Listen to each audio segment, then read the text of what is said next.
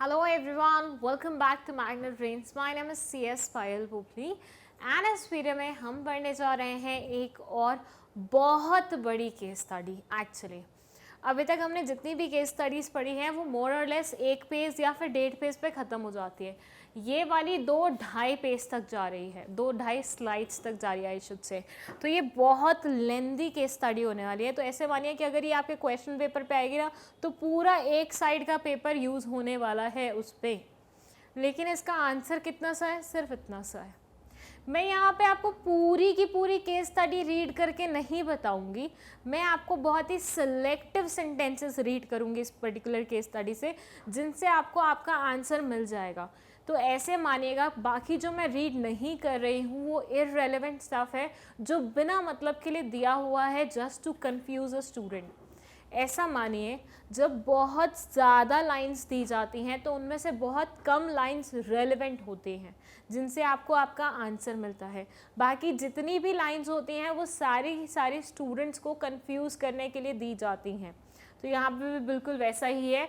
ये it's more like a conversation, मतलब कोई कुछ बोला है, किसी ने कुछ अपना बयान दिया है तो वो सारा इंसर्ट कर दिया है यहाँ पे, लेकिन काम की बात बहुत कम बीच बीच में कहीं की हुई है। सो वे टू गो विप्रो, ठीक है। विप्रो का एक केस स्टडी है ये, जिसमें ये बोलते हैं it's not quite uncommon, but the goal is certainly within reach one of the largest IT solution providers. These all lines are irrelevant. पहले ही मैं आपको बता रही हूँ, irrelevant lines दी हुई हैं।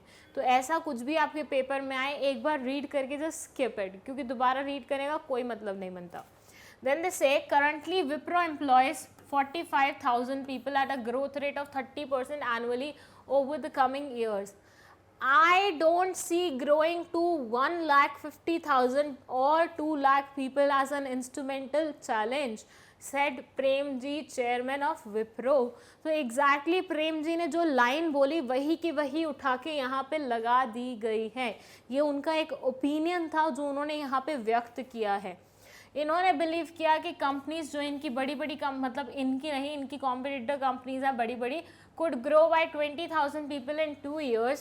तो Wipro growth projections are not impossible. Restructuring Wipro was considered the most important step in becoming a global giant, driven by the goal towards improved customer orientation. During the past few months, Wipro separated itself into several subsidiaries by product line. यहाँ तक जितना लिखा हुआ था it was completely irrelevant. मैंने आपके लिए कुछ लाइन्स रीड कर दी हैं, लेकिन कोई भी चीज़ यहाँ पे मतलब की नहीं थी।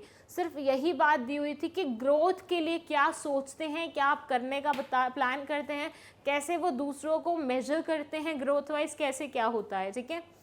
यहाँ से आपकी लाइन स्टार्ट होती है और एक्चुअली यहाँ से जो पहली लाइन है वही सबसे ज़्यादा इम्पॉर्टेंट है। यहाँ लिखा हुआ है during the past few months, पिछले कुछ महीने में Wipro separated itself into several subsidiaries bye product line.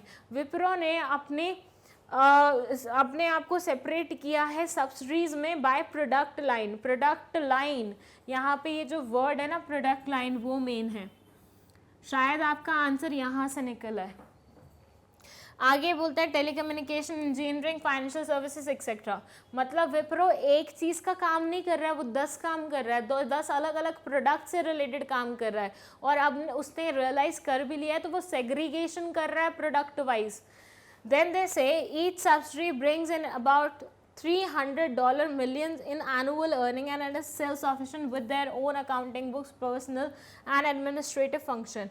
हर एक सब्सिडी, जितनी भी यहाँ पे सब्सिडी हैं, सारी की सारी काफ़ी अच्छा अर्न कर रही हैं और अपने आप को सेल्फ सफिशिएंट समझती हैं। अपने खुद के बुक्स हैं, अकाउंटिंग बुक्स हैं, अपने खुद के लोग हैं उनके पास, अपने खुद का एडमिनिस्ट्रेटिव फंक्शन है। तो सारे की सारी सब्सिडीज बहुत अच्छा परफॉर्म करी हैं। और सब्सिडीज किस बेसिस पे हैं? प्रोडक्ट लाइन के बेस पे है। सो इररेलेवेंट स्टफ हमने हटा दिया, इंपॉर्टेंट स्टफ हमने पढ़ लिया। उसके आगे ये बोलते हैं Wipro shifted from a centralise to decentralise management system. मतलब पहले विप्रो में सेंट्रलाइजेशन चलती थी, बट अब वहाँ पे डिसेंट्रलाइजेशन चलती है। All the responsibilities for growth lie with the management of each entity.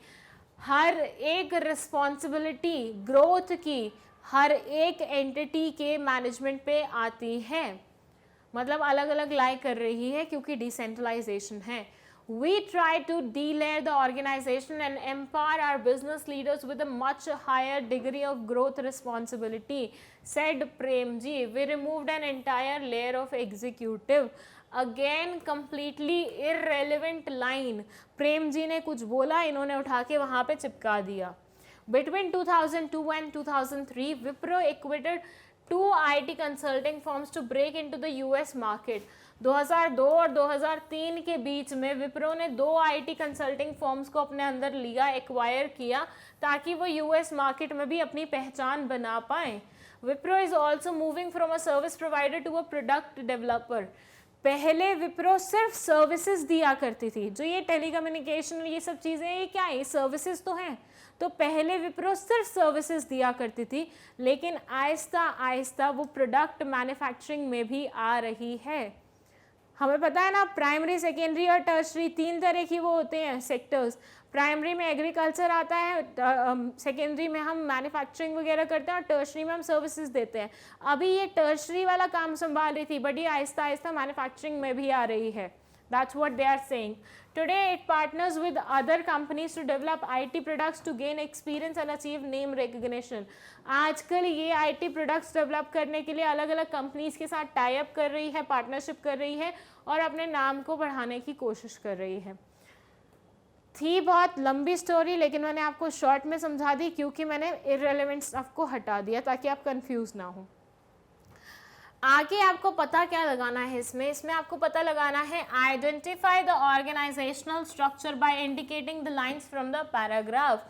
आपको इस पर्टिकुलर केस स्टडी में कौन सा ऑर्गेनाइजेशनल स्ट्रक्चर फॉलो किया जा रहा है उसके बारे में पता लगाना है। At the same time 2 question है ये अपने आप में ही। एट द सेम टाइम आपको इस पैराग्राफ से ऐसी लाइन पिक करनी है जो कि आपको पता लगाने में हेल्प करेगी कि ये उसी के बारे में बात कर रहे हैं जो आपका आंसर है। उसके बाद with reference to given case that the benefits of decentralisation to an organisation. अच्छा, अब यहाँ पे एक ट्विस्ट आया, ध्यान से देखना। जो फर्स्ट क्वेश्चन है ना, उसमें आपको किसी चीज़ के बारे में पता लगाना है और उसके बारे में लिखना है कि आपको कैसे पता लगा। लेकिन सेकेंड क्वेश्चन जनरली क्या होता है केस स्टडी में, जो फर्स्ट क्वेश्चन होता है उसी के इंपॉर्टेंस, डिसएडवांटेजेस, एडवांटेजेस, फीचर्स वो पूछ लिए जाते हैं। यहाँ पे सेकेंड क्वेश्चन में ऑल टुगेदर एक डिफरेंट कॉन्सेप्ट के बारे में पूछ लिया है।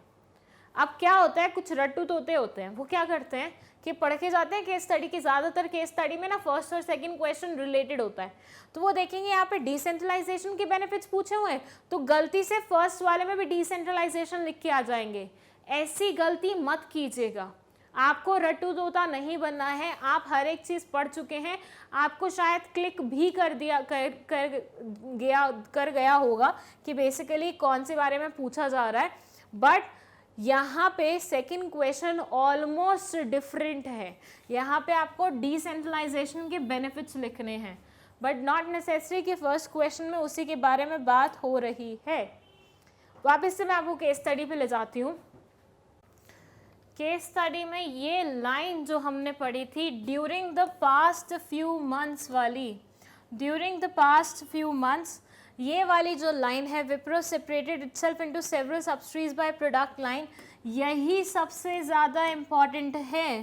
पूरी की पूरी केस स्टडी का आंसर आपको इस लाइन में मिल जाएगा। और इस लाइन में भी अगर मैं आपको ऑप्शन दूँ तो वो जो लास्ट वर्ड लिखा हुआ है बाय प्रोडक्ट लाइन, वहाँ से आपको अपना आंसर मिल जाएगा। अब याद कीजिए हमने ऑर्गेनाइजिंग में कौन सी ऐसी कॉन्सेप्ट पढ़ी थी जिसमें प्रोडक्ट लाइन के बारे में मेंशन हो रहा था, उसी के बारे में ही यहाँ पे बात हो रही है और यही आपका आंसर भी रहेगा। देखिए मैं आपको ऑलमोस्ट आंसर बता चुकी हूँ। मैंने आपको फर्स्ट क्वेश्चन का आधा पार्ट का आंसर बता दिया कि पैराग्राफ में से वो कौन सी लाइन थी, वो मैं बता चुकी हूँ। बस अब आपको आंसर पे वो करना है फोकस, एंड आई होप आपको आंसर क्लिक कर गया होगा। अगर नहीं किया वीडियो को पॉज कर लीजिए, उसके बाद आराम से सोचिए और उसके बाद अपने आंसर के बारे में प्लान कीजिए। मैं यहाँ आंसर रिवील कर रही हूँ। The answer is divisional structure. If you remember, हमने ऑर्गेनाइजिंग में पढ़ा था कि दो तरह के स्ट्रक्चर होते हैं, one is functional, another one is divisional.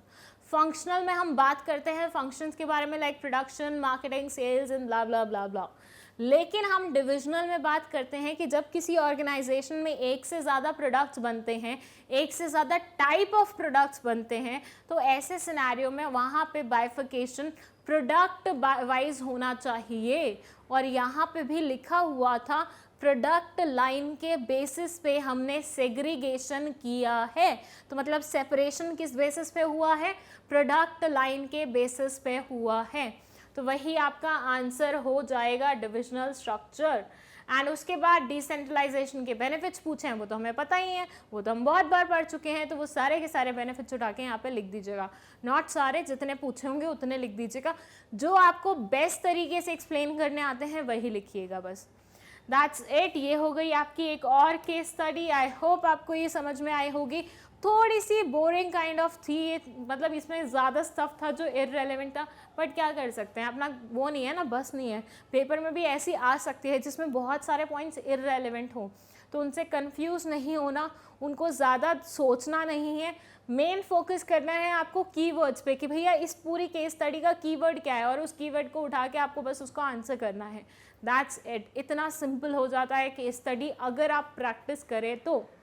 It's just like accounts के प्रैक्टिकल्स, नॉर्मली हम करते हैं नहीं बनते, लेकिन हम करते जाते हैं करते जाते हैं करते जाते हैं, तो वो एक टाइम के बाद प्रैक्टिस करने से हमें उतनी अच्छी तरह से आ जाते हैं कि हमें कोई भी क्वेश्चन बन जाता है। केस स्टडी में भी बिल्कुल ऐसा ही है। आपको कुछ नहीं करना है, आपको बस करते जाना है, प्रैक्टिस करते जाओ। थोड़ा बहुत आप बीच में अड़ोगे, रुकोगे, बैठोगे तसल्ली से, लेकिन उसके बाद आपसे केस स्टडीज़ बहुत अच्छे तरीके से बन जाएंगे। सो थोड़ा सा यहाँ पे प्रैक्टिस की रिक्वायरमेंट है और वो आप कर लेंगे, मुझे पता है। So that's it for this case study. अगर आपको कोई भी डाउट है, again I will be saying कि कमेंट सेक्शन में आप लिख सकते हो। और 11th-12th के बिजनेस स्टडीज़ में कोई भी इशू हो तो उसके लिए मैग्नेट ब्रेन्स पे बनी हुई हैं 2 अलग से प्लेलिस्ट, उन्हें आप रेफर करके अपने सारे डाउट सॉल्व कर सकते हो। Thank you so much for watching this video.